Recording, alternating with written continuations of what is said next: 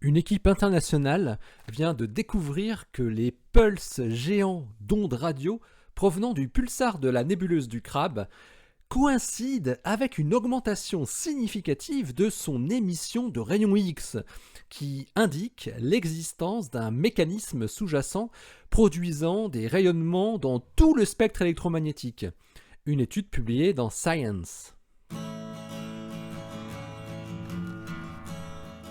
Astronomie, astrophysique, cosmologie, astroparticules. Ça se passe là-haut, par Eric Simon. C'est avec le télescope spatial NICER, le Neutron Star Interior Composition Explorer, qui est installé sur la Station spatiale internationale, que Teruaki Enoto, du RIKEN au Japon, et ses nombreux collaborateurs ont étudié le résidu de supernova qui trône au centre de la nébuleuse du Crabe. Ils ont enregistré l'activité des éruptions de rayons X provenant du pulsar et les ont comparés ensuite aux enregistrements en ondes radio qui ont été effectués au même moment par des radiotélescopes terrestres. Parmi les plus de 2800 pulsars qui sont catalogués, le pulsar du Crabe, qui est âgé de 970 ans, est l'un des rares à montrer des pulsations radio géantes, qui apparaissent sporadiquement. Elles sont appelées géantes car elles peuvent être des centaines ou des milliers de fois plus brillantes que les pulsations radio normales. Le pulsar du Crabe est souvent utilisé comme une source de référence en radioastronomie. Il faut dire qu'étant distant de 6500 années-lumière, il apparaît comme l'un des pulsars les plus lumineux du ciel, que ce soit en ondes radio ou en rayons X. La supernova qui lui a donné naissance a explosé en 1054 et l'étoile à neutrons tourne aujourd'hui sur elle-même environ 30 fois par seconde. Enoto et ses collaborateurs ont pointé NICER vers le Crabe pendant 2 ans de manière discontinue, entre août 2017 et août 2019. Pour le suivi en ondes radio, les astrophysiciens ont exploité 2 radiotélescopes japonais, celui de 34 mètres du Centre de technologie spatiale de Kashima et celui de 64 mètres de la JAXA située à Usuda. Les rayons X étaient observés jusqu'à une énergie de 10 keV, tandis que les ondes radio étaient enregistrées à une fréquence de 2 GHz, ce qui fait des photons de 8 microélectronvolts. Pour la première fois, les données dans les 2 longueurs d'onde, ou énergie, ou fréquence, si vous préférez, montrent une augmentation très significative de la luminosité X en coïncidence avec l'apparition de pulses radio géants.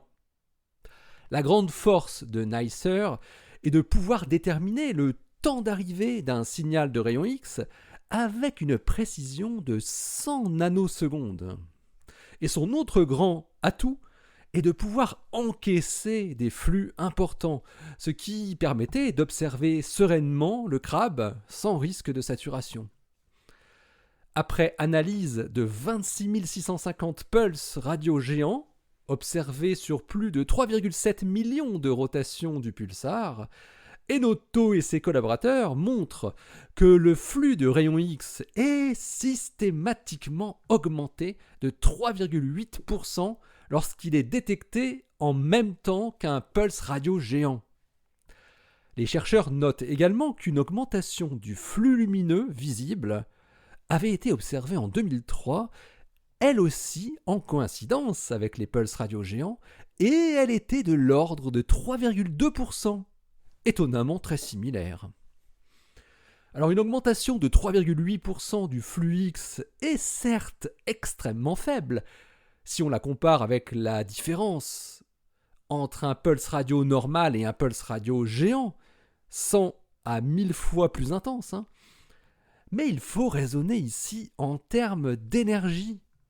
Les rayons X sont 1 milliard de fois plus énergétiques que les ondes radio. Donc, une toute petite augmentation du flux implique une très grosse augmentation de l'énergie qui est émise.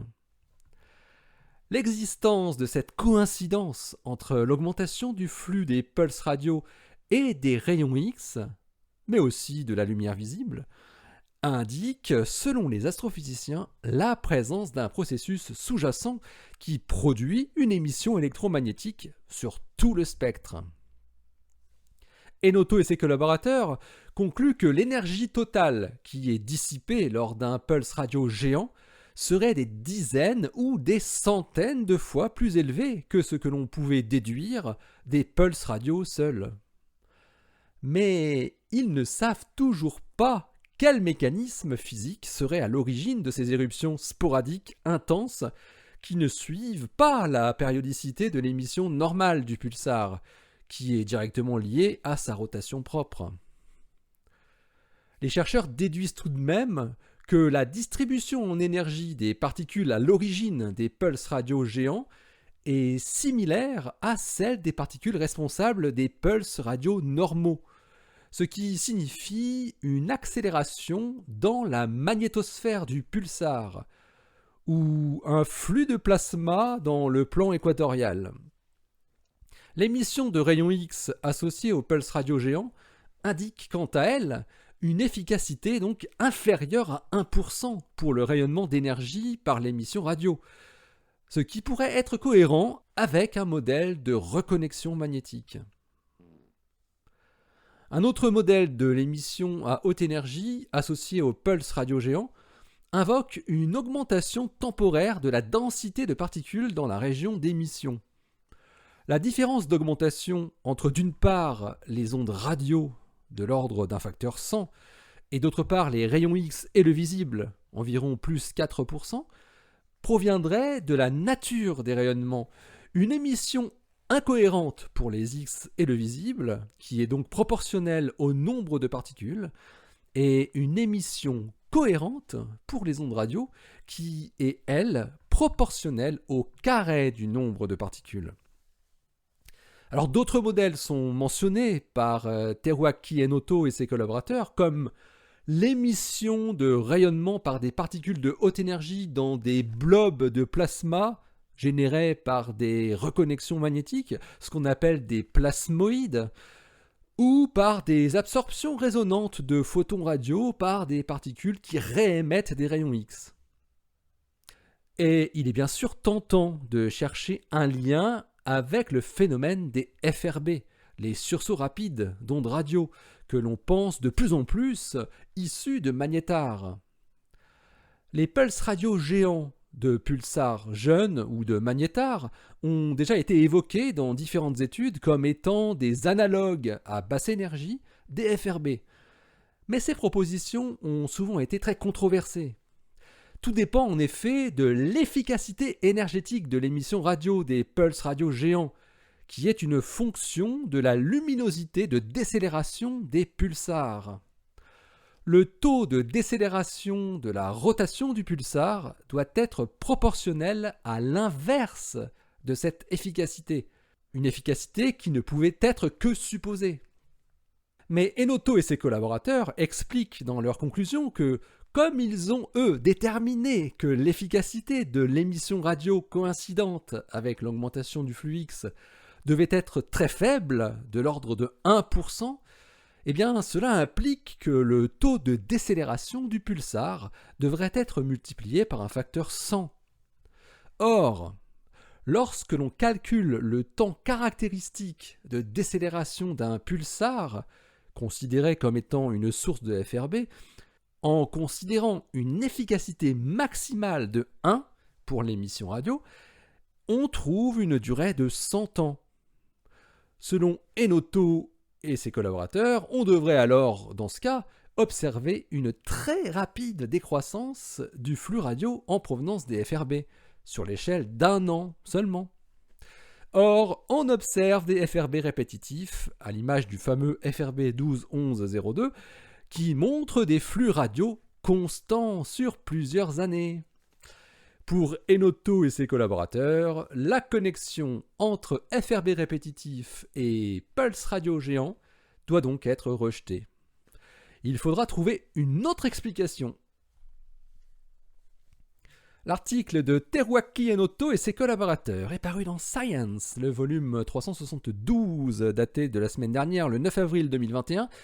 Il porte le titre Enhanced X-ray Emission Coinciding with Giant Radio Pulses from the Crab Pulsar. Allez, d'ici la prochaine, portez-vous bien, restez bien les yeux vers le ciel et restez bien les pieds sur terre. Allez, salut!